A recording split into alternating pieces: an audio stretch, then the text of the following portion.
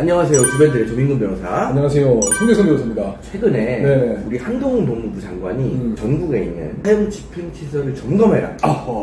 당연히 법무부 장관이 내릴 수 있는 지시예요. 그렇죠. 네. 당연히 법무부 장관이 네. 교정시설도 네. 관리를 하는 수장이니까 당연히 지시할 수 있어요. 크게 이제 법무부 장관의 예하 조직은 검찰청, 그렇죠. 그 다음에 이제 교정시설 두 가지죠. 근데 검찰청이라고 하는 경우에는 다 검사들이 있고 수사관들이 있는 범죄를 수사하는 곳, 공소를 제기하고 유지하는 곳.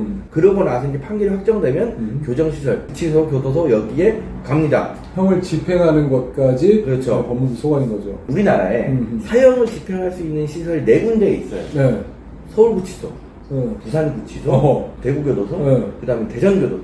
이게 4군데에 사형 집행시설이 있어요. 사형 집행시설이 있으면 뭐예요? 집행을 안 하는데 그걸 왜 점검하는 거야? 집행을 우리가 언제 마지막으로 했냐? 김영삼 정부 때 97년도 12월 말 정도에 마지막으로 했습니다. 근데 사실 저 같은 경우에는 사형은 집행이 돼야 된다 라고 생각하는 사람 중에 하나이기 때문에 조 변호사가 아는 거를 제가 알아야 될 것 같고 조 변호사는 이제 사형 집행이 될 필요 없다. 사형 반대론자이기 때문에 몰라도 되는데 거꾸로 됐네. 97년도에 마지막으로 이제 사형 집행이 된 그 수감자들이 누구냐면 지존파 알아요? 지존파. 워낙 유명한 막 사람 삶아먹고 이런 애들이잖아요. 태워서. 지존파, 홍보현 이런 사람들이 이제 97년도에 마지막으로 집행이 됐어요. 근데 아직도 많이 남아 있습니다. 지금 전국의 사형 집행을 대기하고 있는 사형수가 한 60명 정도 되는 것 같아요. 최근에 이런 게 있었어요. 지금 사형 집행을 가장 오래 대기하고 있는 사람이 지금 사형이 확정되고 집행하기까지 한 30년 거의 다 됐대. 형의 시효라는 게 있습니다. 왜? 형을 확정시키고 나서 집행하지 않으면 끝나는 거. 이게 시효가 있는데 사형이 30년 시효예요. 그래서 최근에 형의 시효 중에 사형 부분을 30년 폐지했어요.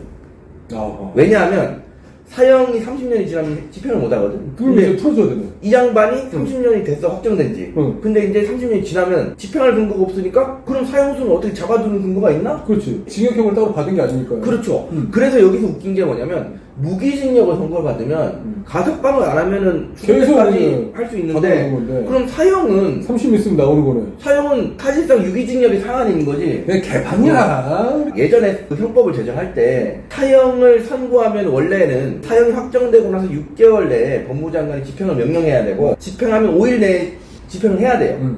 그런데 30년 동안 집행을 안 하고 있을 줄 몰랐던 거야. 그렇지. 몰랐겠지. 네. 이제는 그 시효가 폐지됐기 때문에 상관은 없는데 그 직전까지에 따르면 사실 사형수는 30년 동안만 잡아둘 수 있었습니다. 네. 이게 문제가 많거든요. 문제가 많아. 이게 저 같은 사형 폐지론자의 입장에서는 하루빨리 사형제 자체를 폐지해야 이런 논쟁이 없어진다 이거예요. 근데 지금 뭐 헌법재판소도 뭐 하고 있고 대법원도 뭐 하고 있냐 이런. 그래서 사형제도 있어야 되는가? 선고를 해야 되는가? 집행을 해야 되는가?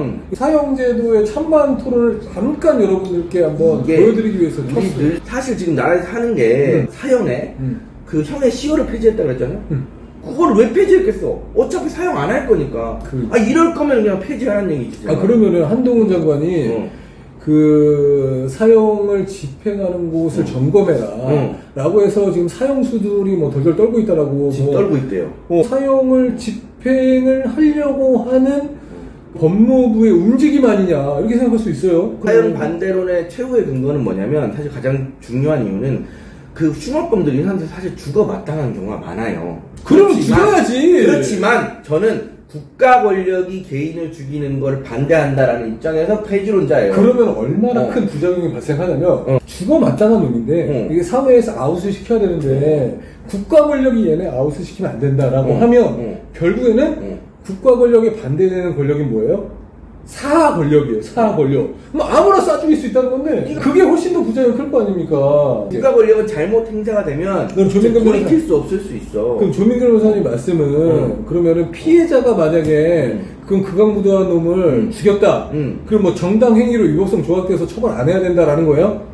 그것과 별개로 피해자가 죽어 마땅한 놈이라면 그럼 누가 죽여야 돼? 피해자가 소형 그 역에서 그냥 사람을 그냥 칼로 팍팍팍 죽여가지고 그러니까 이제 이런 것들을 놔야 돼요? 이런 것들 여러분 살려놔야 되니까 30년 동안 가석방 없는 종신형이 있어야 되는 건데 사형을 30년 동안 집행 안 할 걸 예상 못하고 사형의 시효를 30년으로 해놓으니까 지금 와가지고 시효를 폐지하고 이 난리를 치는 거 아니야 이거지 내 말은. 그러면 조민근 변호사님 말씀대로라면 가석방 없는 종신형을 선고해가지고 그런 쓰레기 같은 새끼들을 70년 동안 내 돈 들여가지고 밥을 먹여야 되냐고요.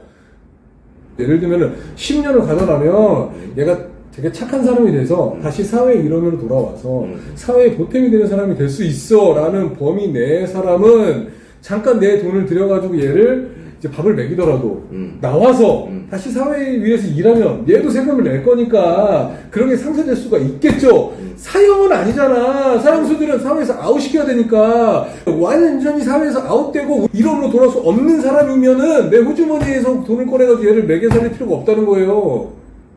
그럼에도 불구하고 왜 그 사람들 위해서 세금을 내더라도 교도소에 가둬놔야 되냐? 사람이니까. 사람이라서 그런 거고 사람이라서. 사람은 기본적으로 천부 인권이 있는 거야. 기본적인 인권이라는 게 생명권은 가장 핵심적인 존재예요. 근데 그걸 끊는 건 말이 안 된다 이거지. 그것도 국가 권력이. 천부 인권이 있는 그 사람이 동일한 사람을 칼로 10명을 죽였어. 쑤셔가지고. 그거에 대해서는 이 사람이 어떻게 대가를 치러야 되는 건데요? 그래도 지금 가석방이 없는 무기징역 이런 것들을 할 수 있는 거 아닙니까? 그게 대가다? 그럴 수 있지. 한동훈 장관이 집행시설을 점검을 하고 있다고 하니까 여러분들도 이참에 진짜 신랄한 의견들을 한번 댓글로 남겨주시면은 우리 이제 그거 댓글 가지고 진짜 꼭 촬영할 테니까는 남겨주세요. 조 변호사의 말도 안 되는 이상한 생각 제발 비판해주세요. 다음 영상으로 찾아뵙도록 하고 오늘 촬영 여기까지 하도록 하겠습니다. 구독과 좋아요 눌러주세요.